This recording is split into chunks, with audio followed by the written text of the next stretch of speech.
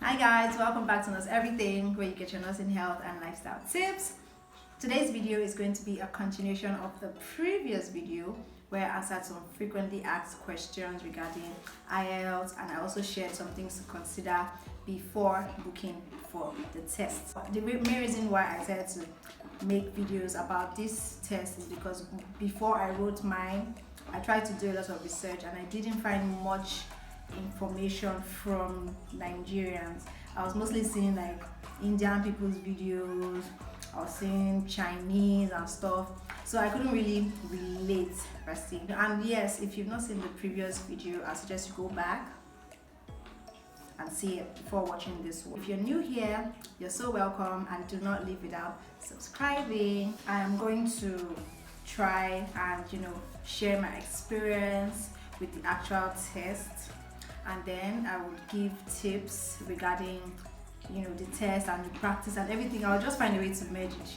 because I'm really not a good storyteller. And then at some point I'm going to be showing my results. Yeah, so you might want to stick to the end. Not really the end, at some point in the video I'm going to be showing my results. So I'm going to be starting with the speaking test, because like I said in the previous video, the test is kind of like arranged in a particular format: speaking, listening, reading and writing. And usually the speaking test is usually done on a different day. You can do it like maybe some days before the other tests. Like speaking is usually on a different day from what I've noticed for most people. So my speaking test was 3 days before my listening, reading and writing test, and it was I won't say it was a crazy experience, but it was, I was so anxious because I didn't really feel like I was prepared for it. But well, so basically the speaking tests last for around 11 to 14 minutes on average. I would like for you to note that this test is not, don't consider it a formal test. It doesn't mean you can carry suit and wear, or it's not like you're going for one very serious job interview or something. Just look at it like you're going to meet with someone that would like to know you or know more about you and how you think, how you express yourself, stuff like that. I feel that's the best attitude to go with, so that you don't kind of like go looking all stiff and then you end up losing points for your fluency and all of that. I'm also going to drop links in the description box, because I cannot share all the tips and information about each test, because hey, I'm not an IELTS tutor or expert. I'm just sharing my experience. So I'll be leaving links below. I'll put it according to the test type. For my own test, the venue was in one hotel like that, Lekki. I almost went late. I almost went late for my test, but by God's grace I didn't miss it. Yeah, so the long and short of it is that my test was kind of like it was very nice, to be honest, because I didn't even expect that the interviewer would be like free.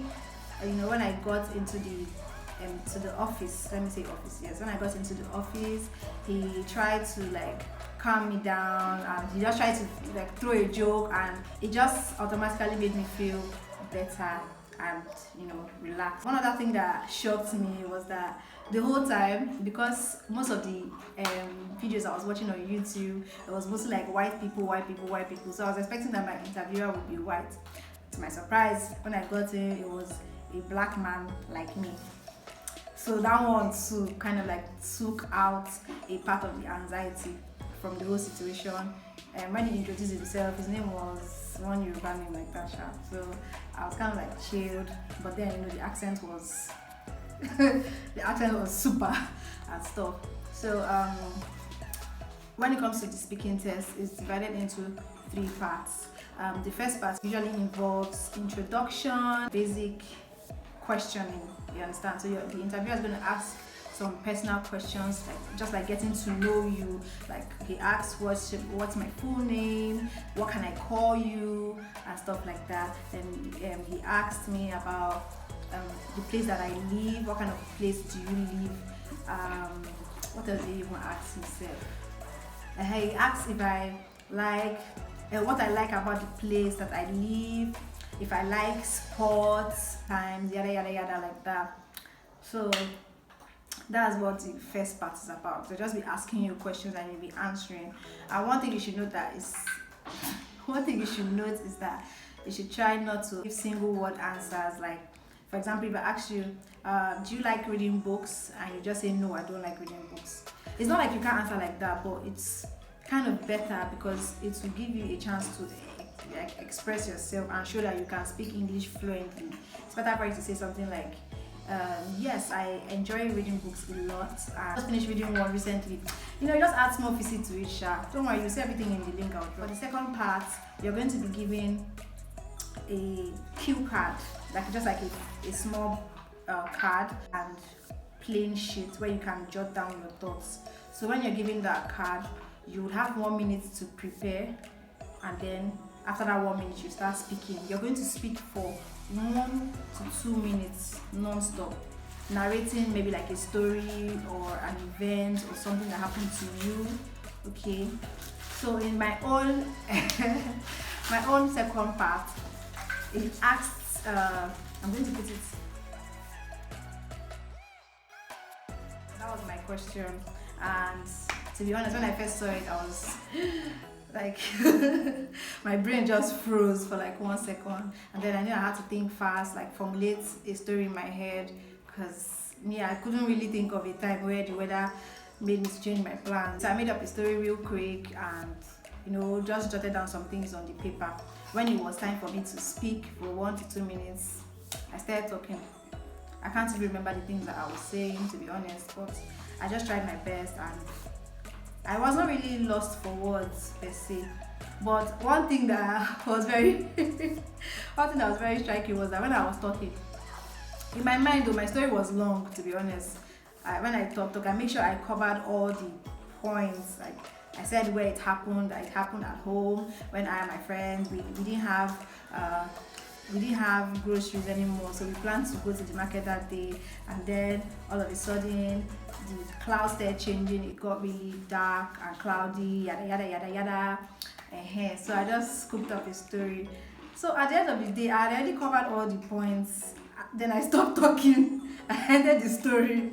Then the interviewer was like, he was giving me a sign that I should go on. That's to show that my time, like maybe I hadn't spoken for more than 1 minute self at that point.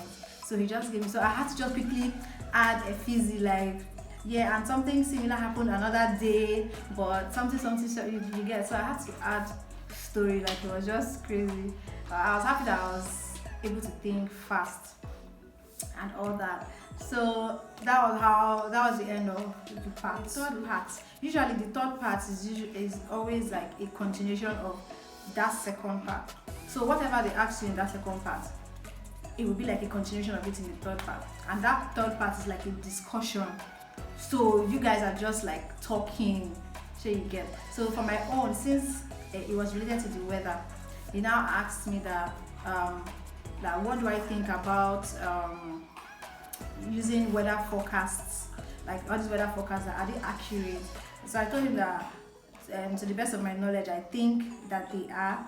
I don't really use this weather forecast and stuff, like I don't fancy them, but the time I tried to use it, I think it was accurate because he said it was going to rain, and it actually rained at some point during that day, you get. So I just thought, then he kept asking questions regarding the weather. He said, what did he even ask himself? Like he asked plenty things. After weather, he now entered global warming. God. Now said asking about global warming, and thank God, like I just feel like I was lucky.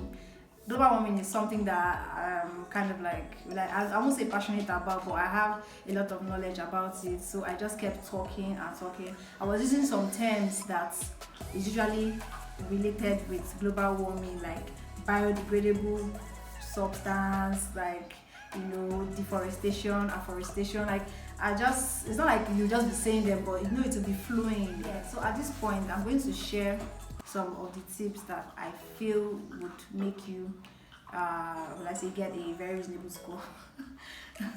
At least like 7 and above. So my suggestions for the speaking test: 1, be relaxed.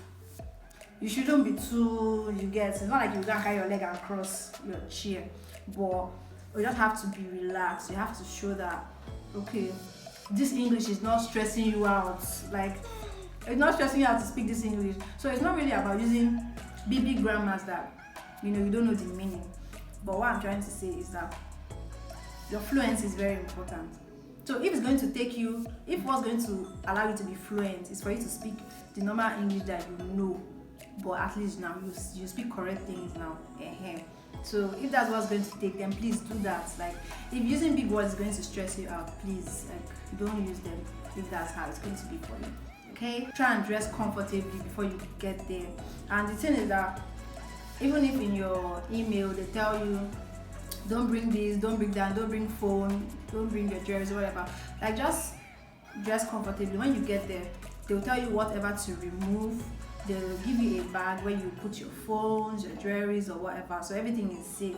And the staff, they're usually nice. From my experience, they're nice, and you can ask them anything you get. So don't allow like other things to bother you to the point where you start thinking about those things instead of focusing on what you're there for.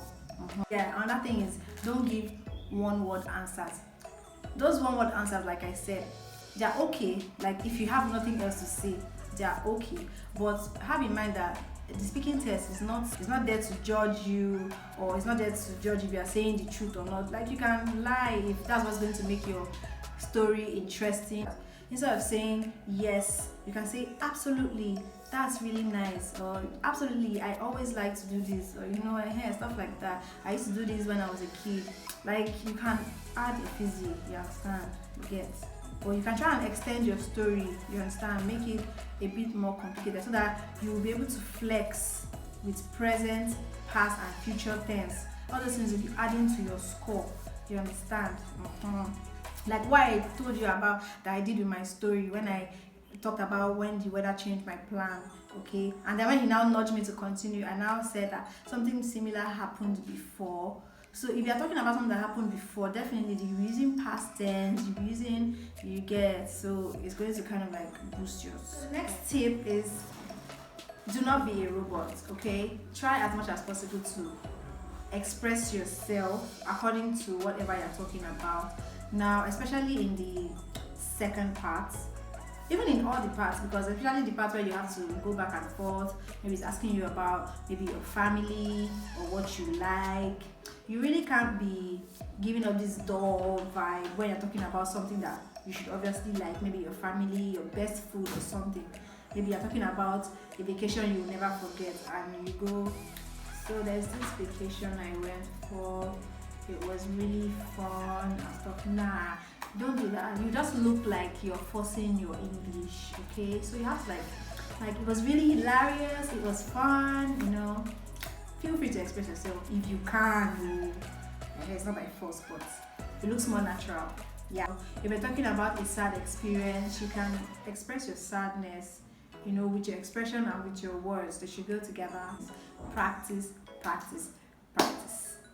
Now, you see this practice, it sounds cliche, but it's actually the most important thing, because the more you practice, the more it doesn't look like a big deal when the actual day comes. Okay, this one, I'm not going to lie, I wouldn't say I practiced speaking that much. Okay, I did. In short, when I finally show my result, you will see that, in short, my practice level showed in my result. I'm not even going to lie. It showed in my results. The things that I practiced the most, that was where I scored the highest. So you will get to see that as time goes on. But the main thing is to practice. If you know that on a normal day your English is not bam, like, just try and be getting used to it. If you know you have 2 months, just immerse yourself in English things, like movies, podcasts, read books and stuff if you can, and just practice with all the materials that you can practice with. The next phase we are in now is the listening phase. Well, the listening, I don't know, this one is my favorite, because for obvious reasons I enjoyed it. And the practice was very, I don't know, interesting, because you get to listen. Is a passive kind of stuff, because you're not doing anything, you're just listening. Okay, and then from listening you put down what you understand or you get. So you don't really need to formulate your own things. The answers are in what you hear, so you just put them down. So it's really as straightforward as that. The key to listening to is practice. I'm even going to share my results for my first English practice. I scored one nonsense score like that. Yeah. So the thing about listening is that the actual exam, it lasts for 30 minutes and you have to answer 40 questions in that 30 minutes. So you're going to hear a recording and it's going to be played only once. The good thing, like, I felt so lucky that my center made use of headphones, so everybody had headphones. Like when I came, actually I almost went late too for my exam. It was crazy. I'm a perpetual late goer, not like that, but I almost went late. By the time I got there, everybody was already seated and everything. So when I saw them bringing out, like trying to set up, when I saw them bringing out the headphones, God, I was so happy, because although it wouldn't have made much difference because I practiced without headphones, so seeing the headphones just made me more relaxed, and I think it made me perform better as well. So those headphones are big. And you're going to be given instructions on the exam day on what to do and how to do it. More practice, so practice, especially you see maps. For me, I'm talking about my own self, like the ones that give me issues describing a map or something. Like you'll be listening to it and they'll be saying at the top right corner you find this. God, those are my words. So you just have to prepare for everything, because you don't know what's going to come out. For me, I was a bit lucky too. I did not see map. The site I used to practice is BAM, like so good, especially for the listening. So another thing again for the listening, apart from practicing, is that when you're writing your answer, just try to be consistent. If you want to write all your answers in capital letter, just do that. Like when you're transferring your answers, because you write your answers in your question booklets. That's what they told us on my own exam day. I don't know if yours will be different, but you write down the answers in your question booklet as you go. Then when they will now give a separate time for you to transfer your answers. So while you're transferring your answers, you try to either be consistent. Like if it's capital letters, block letters, you're going to use throughout, just use it. If you want to use small letters, then just use it. Another thing is that as you answer the questions, because you have limited time and the recording is going to play only once, so just try to focus. If you hear something and you get the answer, just write it down. If you didn't really get it, just move on and still concentrate on what you're listening to, because they're not going to play it more than once and other people will be moving on. You can't unless you just start crying on that day. Like it can be very messed up, because I actually saw someone on that day that didn't really feel her answers. Like I don't know, I was opportune to see her booklets when they were taking it from us, and I felt really bad. Like she didn't really finish filling the answers. So some people advise that you fill directly to your answer sheet, but that was not the instruction I was given to us, so I didn't even follow that. So I don't know, you can ask any of the ushers you see on that day, like, is it possible for me to do this or that, blah blah. Anyway, but that was how it was. The listening was okay. I think the listening, for my own exam self, the listening was simpler than all the things that I practiced with. Like my practice was very, very hard. I was practicing harder things, so I expected more. And then on the exam day, it was not so bad. Spelling, I forgot. For listening, spelling, whatever you hear, just know how to spell it, because if you spell the wrong thing, you're missing the question. For the reading, God, I struggled with reading. Like I struggled for the most part of my practice, all the while that I practiced. I was always having issues with reading because I'm a very slow reader, and I like to, like, now I read book. I like to read, step by step and stuff. So for the practice, I had to learn how to skim and scan. Like, those are the two key things. Skim is reading fast to get the gist of whatever it is you're reading, just like getting an overview. What is this thing about? Then scanning is like you're scanning, you're looking for an answer. You're looking for a keyword or something. So those two things are what even helped. Like, that one, I thought I knew what skimming and scamming was before, because we used to talk about it when we were in nursing school, like when we were doing English or so. But this one, in reality, I had to learn it. And time management is the most important thing in reading, because even the people that complain about their reading, what they complain about is that they don't get to finish. So you have to adapt your own skill, like whatever works for you.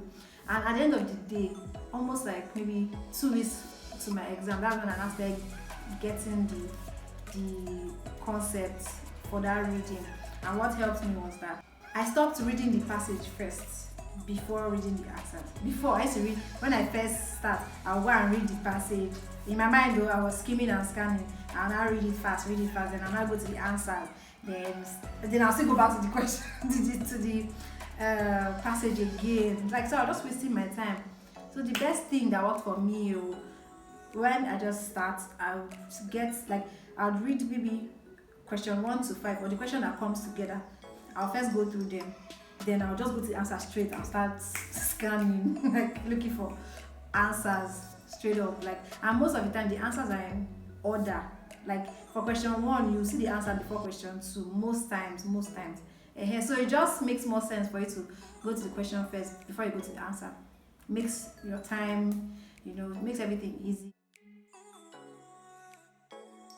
That true false or not given is usually in reading, and it's something that you have to actually practice to get the concept. I thank God that I finally understood how it works. So for that true, false, and not given here, this is true, this is false, and this is not given. Now, when something is true, it means that what they gave you in the passage and the question correlates. Okay, for example, now, if in the passage they said Jide was a king, and then in that question it says Jide was a king, so you have to pick true, false, or not given. Your answer is true. Jide was actually a king in the passage.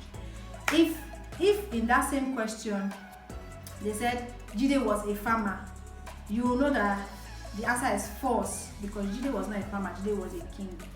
But if the question said Jide's wife got pregnant, it doesn't even correlate with whether he was a king or he was not a king. So the answer is not given. So that's kind of like the best way I can explain it. Like, not given means that the question and the answer does not even correlate. Like, there's nothing that indicates that in the passage, you understand? So that's the best way that I can explain it for you. That's like the major challenge when it comes to reading. From me, if you have another challenge, you can let us know. Over to writing. The writing is usually the last part of the exam. The test for academic and general is different when it comes to writing and reading tests. So for academic, which I did, the writing task 2 is usually an essay. But when it comes to general, it's usually letter writing and stuff. So that one is another different one. I don't know if I'll say God punished me on my exam day, because that writing, I really practiced. I didn't practice writing as much as I practiced listening and others, but I really practiced that writing towards the exam day. Like, I practiced a lot, okay? But the thing is that I feel like my practice was rushed. I understood everything, interpreting graphs and stuff and all of that. Then towards the end of my practice, and after noticing that sometimes you can have 2 graphs.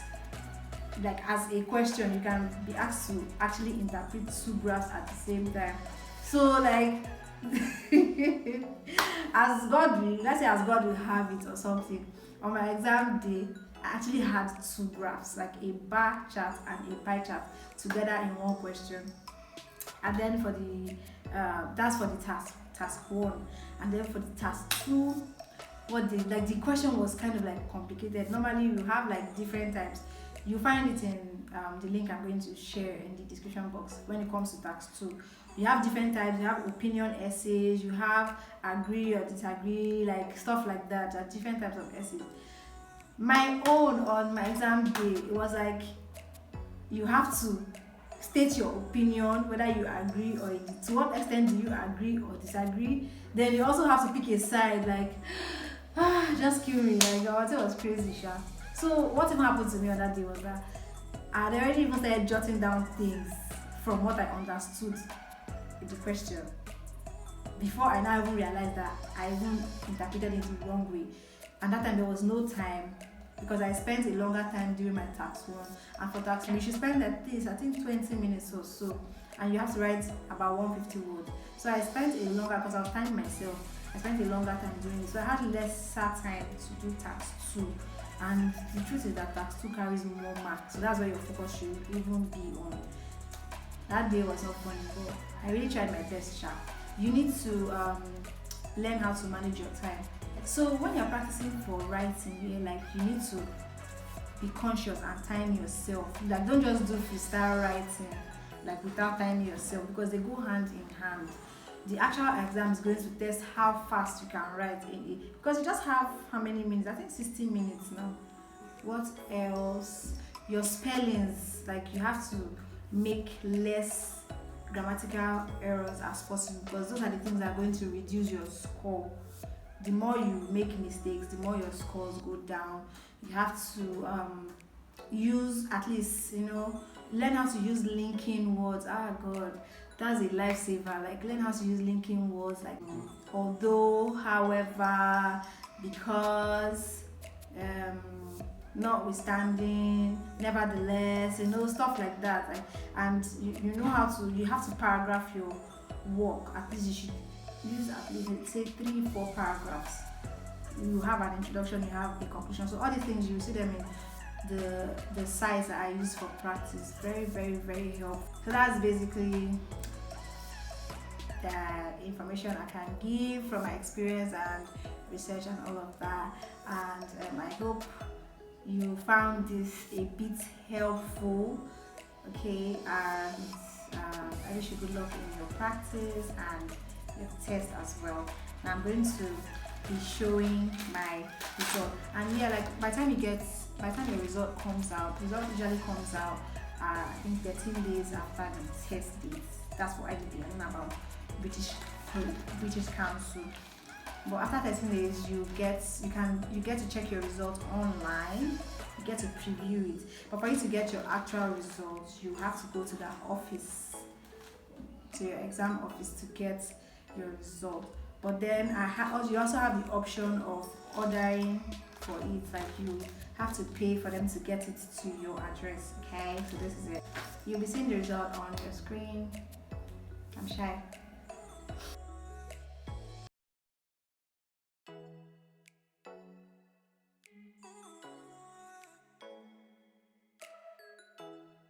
Okay, so guys, thank you for watching, and don't forget to subscribe. Like I said before, I'll keep posting my regular videos relating to health, nursing, and lifestyle. Okay, bye.